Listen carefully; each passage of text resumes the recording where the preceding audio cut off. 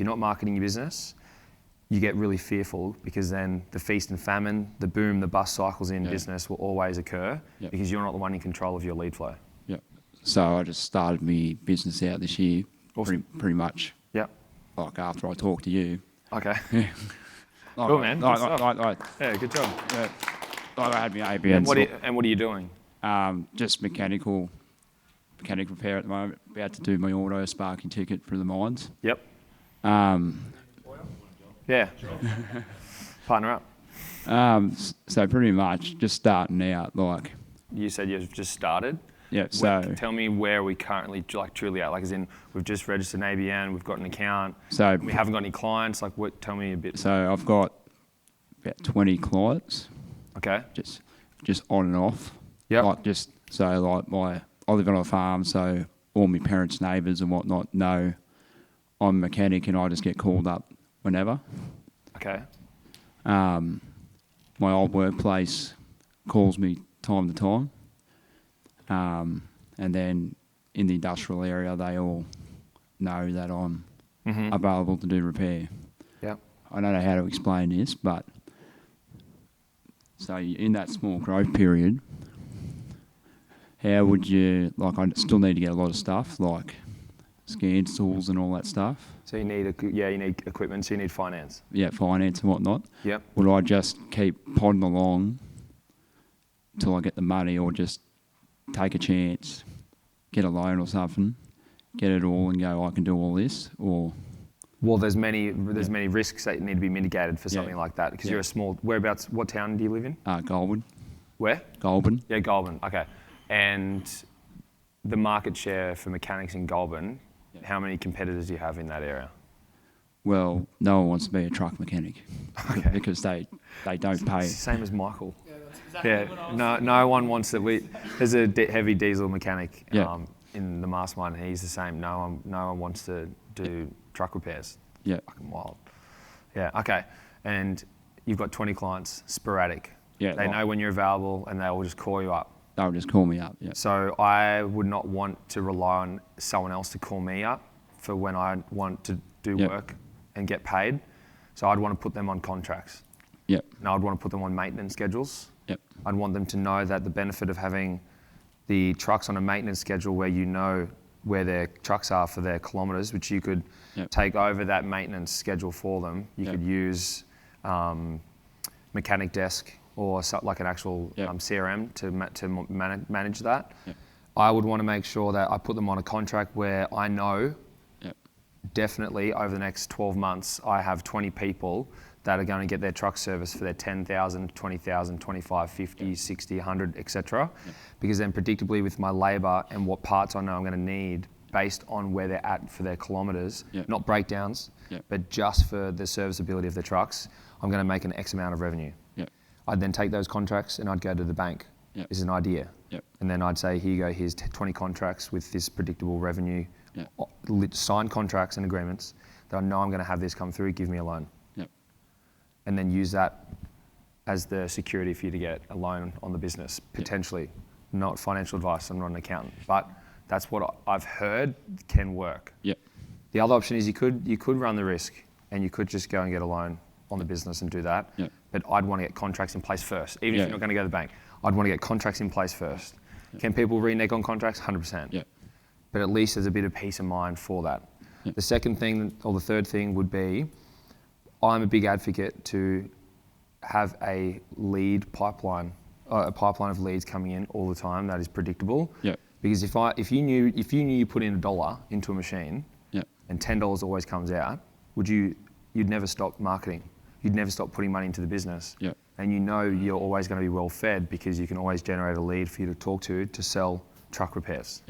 So if you're not marketing your business, you get really fearful because then the feast and famine, the boom, the bust cycles in business will always occur because you're not the one in control of your lead flow. Contracts is your first point. Contracts. Contracts, first point of call. And the peace of mind that they get is that you do not take everyone because you're an owner-operator. So the exclusivity of being intimate with you, knowing in and out of their truck is very valuable. People think that because they're not a big company that they're at a disadvantage. If you're a smaller company for the time you are, you get a lot more proximity with the client, which is really valuable if you're really good at what you do. It's like I always thought about what it would have been like if you were back in the day when Tony Robbins started Platinum Partners, like this, Platinum Partners, and then now he's got hundreds of thousands, millions of people. That would have been awesome back then. It's the same with your company, where you're the genius, you're the one fixing their truck. So if you've got 20 people, cap it at 30. I'm not taking any more than 30 clients for the next 12 months. But I'm putting them all on contracts to make sure I can service their trucks. I can have an open bay for when they have an emergency breakdown within a 24-hour period, I'll go out and repair it. Like that is some pretty hands-on shit. And it's pretty valuable, especially when the difference that you would look at is the first part of your process is you go through in your sales process would be like, okay, this is a step, is the intro in your sales pitch is like you're talking to the client. You know, you're building rapport, etc., right? But the step that most people forget after the second step is the probe. The probe is you asking questions like, so, Kurt, tell me how many trucks do you have on the road? And give me a client that you have. How many trucks would one client have, roughly? Well, it just depends. Because one of them's Tefco trailers. Yep. So they just make all the trailers for everyone in New South Wales. So. Okay, so are you repairing more trucks, or are you repairing more trailers, excavators, etc., or just trucks? Oh, I'm repairing trucks is probably the majority. Okay, so does most of your clients have one truck or multiple? Probably one or two. One or two. Okay, so let's say they have 2 trucks. Yep. And on average, how often do those trucks have to be serviced? Just depends on the weather. Yep. It's been raining a lot, so they haven't been moving. Okay, let's say best case scenario. Probably every 6 to 8 weeks. Okay, so wow, right. So if it's 6 to 8 weeks, we're looking at 6 times a year. Yeah. Roughly. Yeah. Right? So that's 12 services amongst 2 trucks. Yeah. What's your labour? 120. 120. So what's that? 12 services, and how many hours would it take you to service one truck? It just depends on what type of service. Yep. So your minor services, how long would it take for a minor? Oh, about 4 hours. 4 hours. Yep. So okay, so about 480 a service. Yep. And what about a major? Take about 8 to 12, just depending. Really? Okay, so now roughly we're talking about $1,200. Yep. Roughly. Okay. Now, if that's what it's going to be, how many out of those 6 services a year would be a minor and a major? So the major's once a year. Yep. And the minor would be five times a year. Yeah, 5 times a year, or when 200,000 Ks comes around. Okay, so we're now looking at 1,000, so about $2,400 a year per truck. Yep. Okay, so per truck's about $2,400 a year. Now here's the kicker. What happens if they need parts? You then put on charge parts, right? Yeah, an extra 10%. An extra 10%. Okay, and what happens if they have a breakdown? Do you service their trucks if they have a breakdown? Yeah, I've offered it, but they haven't broken down yet, so... Okay, well, they fucking will. They will, I know. Trust me.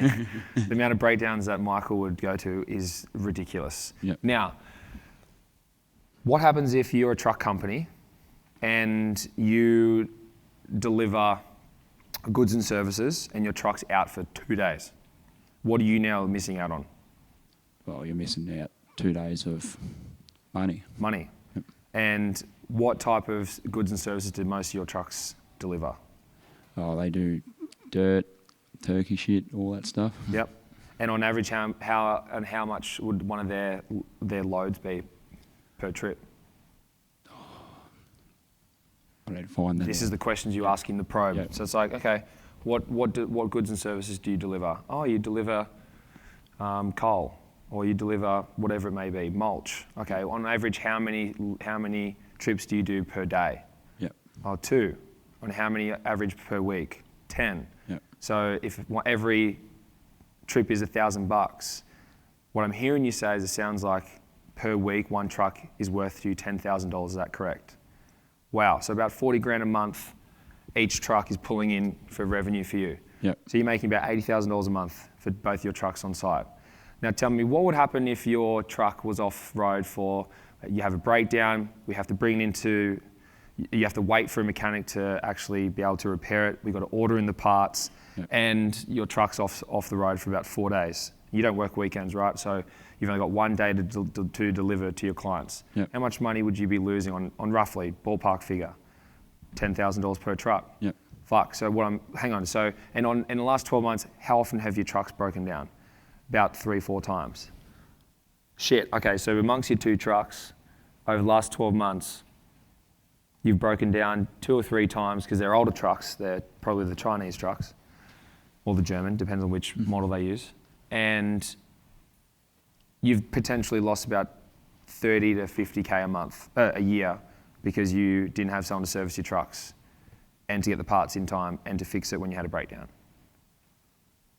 So if I could make sure that your trucks remained on the road more frequently, and I guarantee that there was a bay available for you, so I could fix it within a 24-hour period or come out and attend to it, would it be worth us working together? Great. Well, I'm not going to charge you 50 grand, but if I was to charge you 10 grand a year to save you 40 grand and keep your trucks on the road, would it be worth us working together? Great. Visa card or MasterCard? That's pretty simple. It's pretty short. But does everyone understand what's missing in your sales process is this portion here of getting all the information? But the last point to bring value, and this is what my mentor had taught me, and this is a really good sales process, is what they call the breakthrough. So the breakthrough is what I just did then, which is I went through 1 to 2 or 3 points where I was saying to you, well, the reason why your trucks are fucked is because no one's actually servicing them on time. There's no maintenance schedule. There's no call out and no one to respond in case of an emergency. And that's why you're losing money. And someone on the call would then go, I get it. Similar to what you guys had in the process to come here. Intro, the pro was asking you all the questions, but then the breakthrough was like, well, business, relationships, leadership. They were the 3 main pillars that we spoke about in a breakthrough. And then that's when you'd then go through the pitch for your services for your truck guys. So I wanted to give everyone here that example, but you specifically, because when you're confident in your numbers, when you know how much a client's worth to you, and then you know that when you go back to offer them contracts, you can then have this conversation with them.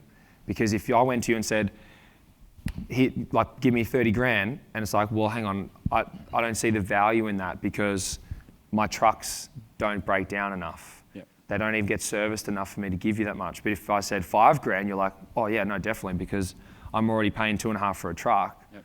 So it's the 1-to-1 value to price ratio is there, but it's not if you don't understand the information required prior to having them pitched. Does that make sense? Because I've already told them I don't care, night, day, weekend. Yep. I'll be available. I love that, but I also don't, because then you're at the beckoning call for your client. Yep. And then you have no boundaries. Yep. And then you can't protect your time. And then you can't grow the business because there's no time you're working on the business. Yep. And you'll burn out like Jake has before previously. You need to protect your time by having your normal scheduling and maintenance, your service and maintenance hours. And then outside of that, you protect that time because you're still a human. Yep. And you're a man, you're not a robot. You need to have time to work on it, which means office time, yep. Which means personal time for you and your life. Because if you're just ready to take everyone and anyone at any time, yep. That is a real big risk to your mental health. Yep. However, I understand that because it's brand new, you're like, I'll do absolutely everything and anything. Yeah. Yep. Only because you're brand new, it doesn't mean you don't know what you're fucking doing. Yep. It just means that you're new to the market. Mm-hmm. You're still an expert in your field because you're qualified and you know what you're doing. Yep. You still need to position yourself that way. But it doesn't mean you're at the beckoning call at any given time. Yeah, so just make sure I put an extra charge on for nights. You can just put it, yeah, you can, but choose the nights you say you are available. Yeah. Because if you're available Monday to Friday, 7 days a week. Yep. 7 days a week, yeah. where's your life in between all that? Where do you schedule in your own time for you? Because if you're not right, your health's not right, your mindset's not right, then you'll turn up to work burnt out, frustrated, tired. People start triggering you. You'll get really over it, and then you'll get so frustrated where it's just a job. Yep. And then you're like, fucking hell, I got to go to work again. And then your diet diet goes out the window. Yeah. Attitude shifts, and then everything else starts to